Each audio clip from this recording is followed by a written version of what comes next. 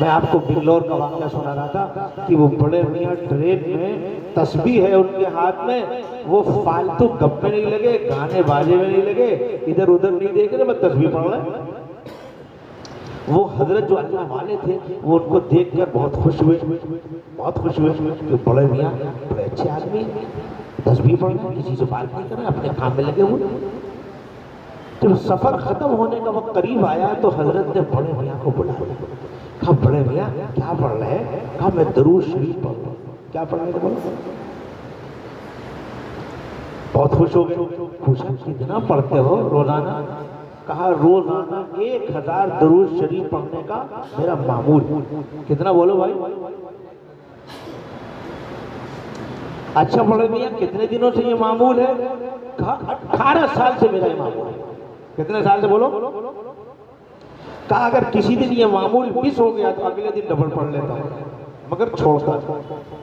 حضرت بہت خوش ہوئے، ایسے بھی لوگ ہیں 1000 مرتبہ روز درود شریف اور 18 سال سے۔ حدیث پاک میں آتا ہے خیر العمل ما دام، بہترین عمل وہ ہے جو پابندی سے ہو، اگرچہ تھوڑا ہو، کنٹینیو کرو۔ بہت سے لوگ جوش میں آئیں گے، ایک دن خوب پڑھیں گے پھر کبھی کچھ بھی نہیں پڑھتے۔ نہیں بھائی، کنٹینیو پڑھو، اس کی عجیب برکت۔ پڑھو گے سب لوگ، ایک خاص معمول بناؤ کہ روزانہ ایک متعین مقدار میں اللہ کے رسول پر درود پڑھے بغیر سوئیں گے نہیں۔ بولو پڑھو گے؟ اب اس پر ایک واقعہ سن لو۔ ایک صاحب تھے، ان کا معمول تھا کہ روزانہ سونے سے پہلے ایک متعین مقدار میں درود پڑھتے تھے پھر سوتے تھے۔ ایک مرتبہ خواب میں رسول اللہ صلی اللہ علیہ وسلم تشریف لائے اور فرمایا آج میں تمہارے اس ہونٹ کو بوسہ دوں گا جس سے تم مجھ پر درود پڑھو۔ وہ بیچارے کہنے لگے میں خطا کار گنہگار، میں شرمندہ ہو گیا کہ میں اپنا گندا ہونٹ محمد رسول اللہ کے سامنے کیسے کروں۔ یہ سوچتے رہے اور اسی حالت میں ان کی نیند کھل گئی۔ مگر جب نیند کھلی ہے تو وہ کہہ رہے ہیں کہ ایسا محسوس ہو رہا تھا جیسے کسی نے میرے کمرے میں عطر کی بارش برسا دی۔ یہ برکت تھی محمد رسول اللہ صلی اللہ علیہ وسلم کے تشریف۔ میرے بھائیو درود کا معمول بناؤ، پڑھو گے؟ ایک بزرگ تھے مولانا زکریا صاحب رحمۃ اللہ علیہ، ان کے پاس کوئی آتا اپنی پریشانی لے کے کہا درود پڑھو، کوئی پریشانی کہا کثرت سے درود پڑھو۔ آج امت موبائل میں ایسا ڈوب گئی کہ اپنے نبی پر درود پڑھنے کا بھی موقع ہے۔ ہر ایک آدمی جائزہ لے لے کہ روزانہ وہ کئی گھنٹہ موبائل کو دے رہا ہے اور کئی گھنٹہ درود پاک کو دے رہا ہے۔ وہ بڑے میاں سے حضرت نے پوچھا کتنے دنوں سے تمہارا یہ معمول ہے؟ کہا 18 سال سے میرا معمول ہے، میں روزانہ 1000 درود۔ اب اس کی برکتیں سنو۔ تو انہوں نے پوچھا کیا کیا برکتیں اب تک ظاہر ہوئی؟ کہا میاں برکتیں تو بہت ظاہر ہوئی، خالی ایک واقعہ تو میں برکت کا سناتا ہوں۔ کہا سناؤ۔ کہ ایک واقعہ پیش آیا میرے ساتھ کہ میرے متعلق ایک صاحب کو خواب میں حضور کی زیارت ہوئی۔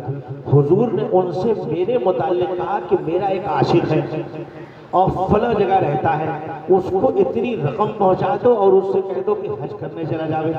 کہا اس درود پاک کی ایک برکت یہ ظاہر ہوئی کہ میرے لیے حضور کی طرف سے حج کا انتظام کیا گیا۔ بولو سب لوگ پڑھو گے؟ کتنا پڑھو گے؟ کم از کم 1000 کی نیت کر لو۔ اور یہ جتنے بچے بیٹھے ہیں ان سے بھی گزارش کرتا ہوں یہ گھر سے نکلے آتے ہوئے رستے میں درود شریف، یہاں سے جائیں رستے میں درود شریف، جو بھی خالی وقت ملے کثرت سے اپنے نبی پر درود پڑھو گے۔ اب آؤ تصویر کا دوسرا رخ دکھاتا ہوں۔ یہ تو قرآن پاک نے جس بات کو کرنے کو کہا اس پر عمل کرنے کی ایک برکت بتائی، درود پاک کا حکم ہے قرآن میں، اس پر عمل کیا، دیکھو کیا برکت آئی۔ خالی درود پاک کا واقعہ سناؤں تو کافی وقت چلا جائے گا، مگر چلو ایک اور واقعہ ذہن میں آ گیا، سنتے چلو۔ سہارنپور میں ایک بزرگ تھے حضرت مولانا فیض الحسن صاحب سہارنپوری رحمۃ اللہ علیہ، ان کا انتقال ہوا۔ جس گھر سے ان کا جنازہ نکلا اس گھر سے خوشبو آنی شروع ہوئی۔ صاحب انتقال ہوئے، 1 دن 2 دن 3 دن، ہفتہ 2 ہفتہ نہیں، 1 مہینہ گزر گیا اور اس گھر سے خوشبو آ رہی۔ لوگ حیران کیا قصہ کیا معاملہ حضرت کا؟ تحقیق کی گئی تو ان کے داماد نے یہ راز کھولا کہ حضرت کا ایک معمول یہ تھا کہ ہر جمعہ کی رات میں ساری رات جاگتے اور ساری رات جاگ جاگ کے اپنے آقا محمد رسول اللہ صلی اللہ علیہ وسلم پر کیا کرتے؟ درود پڑھتے۔ کہا یہ اس کی برکت۔ آپ بھی ارادہ کرو میرے بھائیو، کوئی ایک رات تو اپنے نبی محمد رسول اللہ کے لیے قربان کر دو، کرو گے؟ اللہ ہم سب کو توفیق دے۔